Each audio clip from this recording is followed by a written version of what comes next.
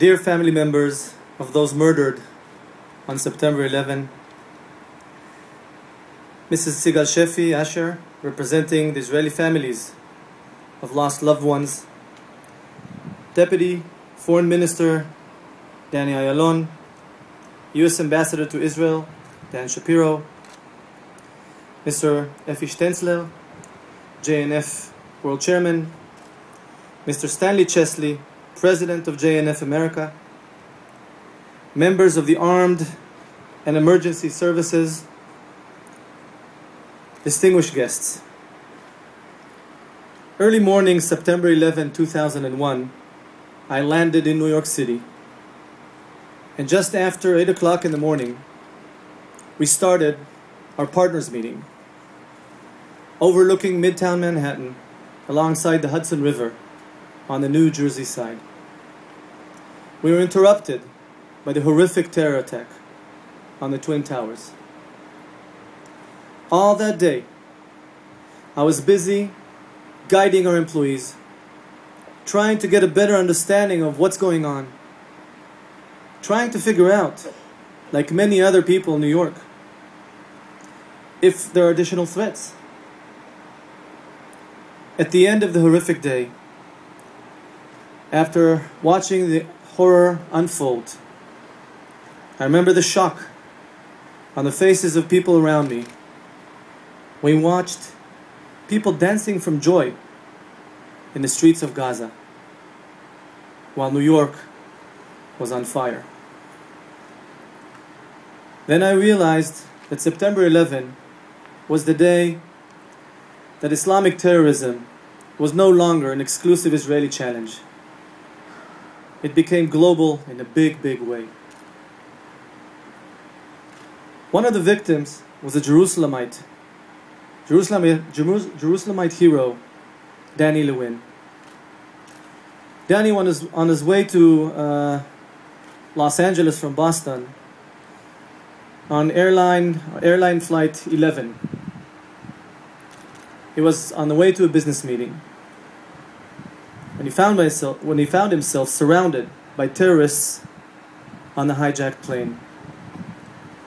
The evidence gathered all point out that he must have resisted and struggled with the terrorists while trying to save the lives of innocent people around him. He was killed during the flight, probably the first casualty of 9/11. All of who knew Danny Lewin were not surprised at all at his bravery. Danny's family, a Zionist Jewish family, immigrated to Jerusalem from Denver, Colorado, when he was a teenager.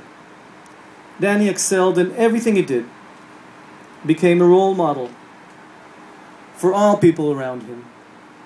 He served in the IDF's most elite combat unit, Sayeret Matkal, then became top student at the Technion in Haifa, and was awarded by IBM Research Company in Haifa as their top employee of the year.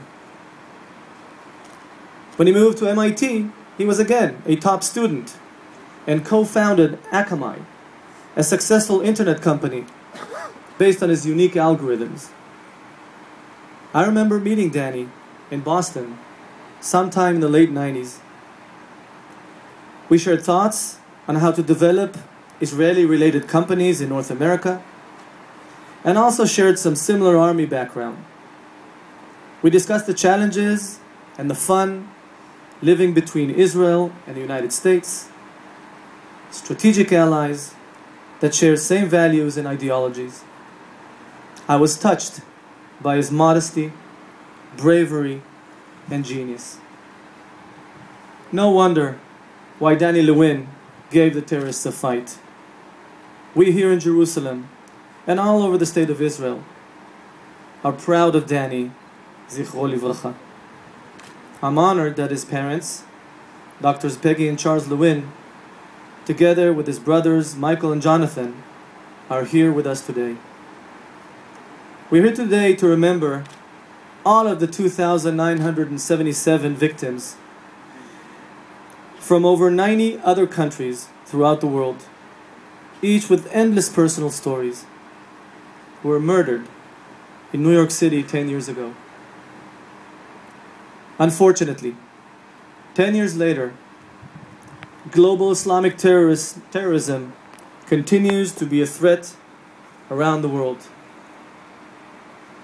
Today, while we remember the victims, we must also remind ourselves the actions that must be taken to combat terrorism.